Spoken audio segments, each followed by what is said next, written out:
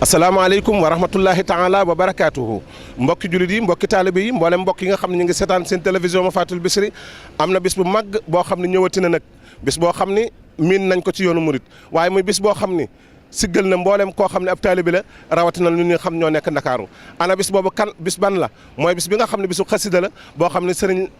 Lahat Abi Mbacké moo koy def at mu jot ren jii nag mu war koo def le 17 incha allah samedi di ko defee ci kër sëñ Touba gi nga xam ne mooy Massalikul Jinan incha allahu taala bis booba ñu ngi ci woo mboolem taalibe yëpp ñu ngi ci woo mboolem murid yëpp fas yéene nu àndandoo ko comme niñ ko waxee bis la boo xam ni day tàmbalee ci sëriñ bi rek yem ci sëriñ Touba mu fas yéene ko ànd ak mboolem mbokki jullit yi ak mbokki taalibe yi ak mbokk yi nga xam ne ñooy kuréelu kennal sëriñ Touba kon mbokk yi mboolem jàngkat yi moo xam jàngkatu durus la moo xam jàngkatu rajas la moo xam jàngkatu kuréel la sëñ Abdou Lahat Abi mi ngi leen di woo ci bis bu tedd boobu nga xam ni Cheikh Ahmadou Bamba Khadim Rasoul maamam ja nga xam ni moo waxan ni leel Moustapha na waytumaa yu jaddidu sunnatuhu xarra wa inni ahmadu moom la koy defal mbokk yi incha allahu taala di ngeen fas yéene ànd ak seen télévision ma fatul Bichri ci lépp loo xam ne dafay xew moo xam ci ay en direct lay doon wala xam ay entretien lay doon wala xam ay interview lay doon mbokk yi lii mooy bis bi lii mooy wote bi le 17 lay am samedi ma nga amee fële ci kër sëñ Touba te Massalikul Jinan ca Ndakaaru ñu ngi ci woo ñëpp di ñaan sunu borom subhanahu wa taala Cheikh Mouhamadoul Mountakha Mbacké Bassirou yàlla na fi yàgg lool te wér